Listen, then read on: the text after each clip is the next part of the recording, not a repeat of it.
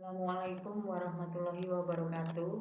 Selamat pagi anak-anak. Pagi ini Ibu akan memberikan materi yaitu tema 2, subtema 1, pembelajaran 5 dan 6.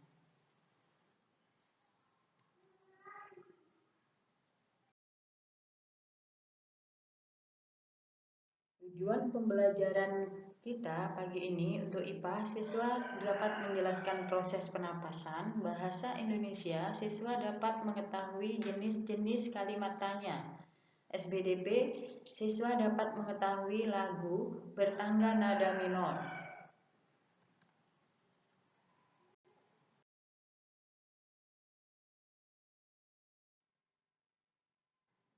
Yang IPA, proses pernapasan. Proses pernapasan itu ada inspirasi, ekspirasi. Kalau inspirasi itu proses keluarnya udara dari dalam tubuh, sedang ekspirasi itu adalah proses masuknya udara ke dalam tubuh. Mekanisme pernapasan dibagi menjadi dua, yaitu pernapasan dada dan pernapasan perut.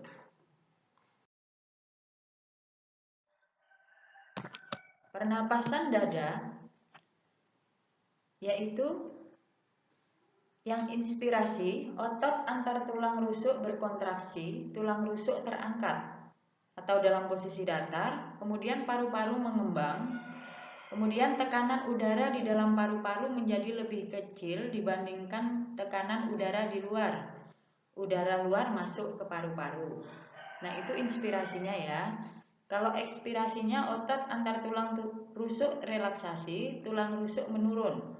Paru-paru menyusut, tekanan udara dalam paru-paru lebih besar dibandingkan tekanan udara di luar. Udara keluar dari paru-paru. Nah, kita bisa mempraktekkan bernapas. Mari bernapas bersama-sama. Keluarkan. Nah, itu ya.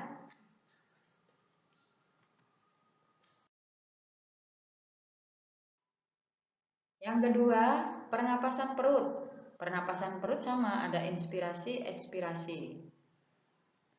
Otot sekap rongga dada atau diafragma berkontraksi.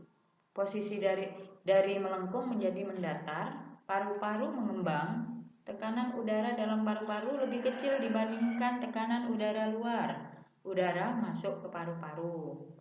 Ekspirasinya, otot diafragma relaksasi, posisi dari mendatar kembali melengkung. Paru-paru mengempis, tekanan udara di paru-paru lebih besar dibandingkan tekanan udara luar. Udara keluar dari paru-paru. Coba kita praktekkan pernapasan perut. Ambil napas. Keluarkan. Ya, kita sudah mempraktekkan pernapasan perut. Nah, itu tadi ya pembelajaran.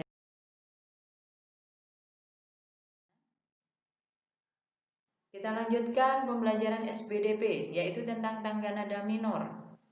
Apa itu tangga nada minor? Tangga nada minor merupakan salah satu tangga nada diatonik yang tersusun oleh 8 not. Intervalnya atau jarak nadanya itu adalah 1,5, 1, 1,5, 1, 1. Ciri-ciri tangga nada minor adalah yang pertama bersifat sedih. Lagunya biasanya bersifat sedih. Kemudian lagunya juga kurang bersemangat. Biasanya diawali dan diakhiri dengan nada la atau a. Kemudian yang terakhir mempunyai pola interval yaitu 1,5, 1, 1,5, 1, 1. Contoh lagu tangga nada minor yaitu yang pertama adalah Syukur, ciptaan H.S. Muntahar. Yang kedua Mengheningkan Cipta, ciptaan Truno Prawit. Dan yang ketiga Gugur Bunga, ciptaan Ismail Marzuki.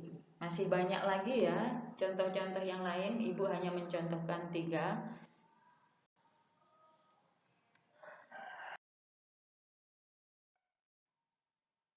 Nah, ini adalah lagu Mengheningkan Cipta. Nanti tolong kalian belajar menyanyikan lagu Mengheningkan Cipta ya. Ada di LKS lagunya. Nanti tolong dipelajari lagi.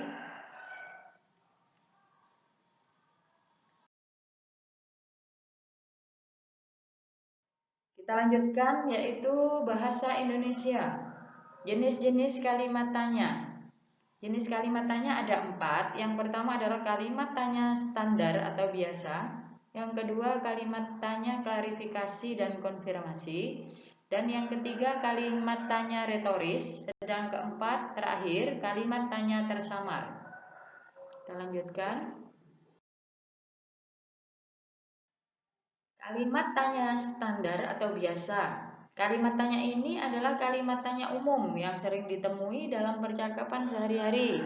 Kalimat tanya ini memerlukan respon atau tanggapan langsung atas pertanyaan yang disampaikan dan kadang memerlukan penjelasan yang sedikit panjang. Kita lihat contohnya. Yang A. Bagaimanakah sebuah pasar tradisional bisa menjadi objek wisata? Nah, mungkin jawabannya karena di situ terdapat bermacam-macam tempat-tempat yang tidak ada di tempat yang lain sehingga orang banyak mengunjungi. Mungkin misalnya seperti itu ya, jawabannya panjang. Kemudian yang kedua, siapa pihak yang mencetuskan ide tentang pasar wisata itu? Dan yang ketiga adalah mengapa pasar papringan menjadi terkenal di media sosial. Nah, pertanyaan-pertanyaan di atas itu, contoh-contoh itu memerlukan jawaban atau tanggapan langsung dari kita. Ya, itulah contohnya kalimat tanya standar atau biasa. Kita lanjutkan yang kedua. Kalimat tanya klarifikasi dan konfirmasi. Kalimat tanya ini mengklarifikasi tentang kebenaran akan sesuatu yang ditanyakan.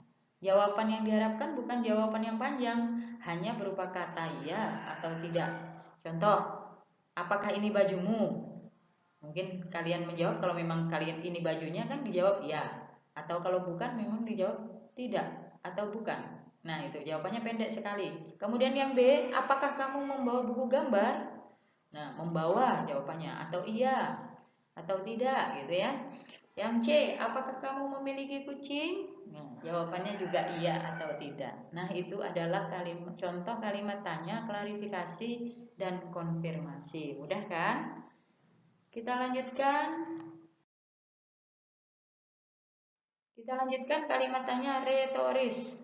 Apa itu kalimat tanya retoris? Kalimat tanya ini adalah kalimat tanya yang tidak membutuhkan jawaban dari orang yang ditanya karena penanya sudah mengetahui jawabannya. Kalimat tanya ini cenderung seperti ejekan atau sindiran dan biasanya ditandai dengan kata tanya bukankah?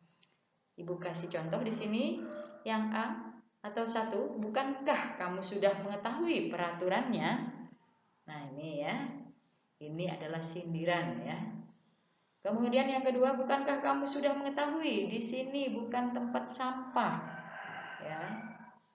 Kemudian yang ketiga, bukankah sudah saya katakan jangan mengobrol bila guru sedang mengajar? Nah ya itu adalah contoh-contoh kalimat tanya retoris atau sindiran. Jadi tidak perlu menjawab.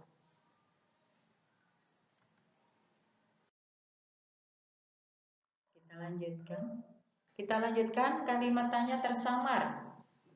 Yang keempat, kalimat tanya ini adalah kalimat tanya yang disampaikan secara tak langsung oleh si penanya. Kalimat ini menanyakan sesuatu dengan maksud terselubung seperti memohon, merayu, menolak, menyuruh, menyanggah, dan juga lain-lain. Contohnya, bagaimana kalau kita jalan-jalan ke gunung untuk menghirup udara segar? Kan maksudnya itu adalah mengajak ya. Kemudian yang B, bagaimana jika besok kau menemaniku pergi ke toko buku? Itu memiliki maksud meminta atau memohon menemani ya. Kemudian yang C, bukankah kita sudah sepakat untuk belajar sistem pernapasan? Itu memiliki maksud menyetujui. Nah itu anak-anak ada 4 macam kalimat tanya ya. Mudah-mudahan materi ini bisa kalian pahami dengan baik ya.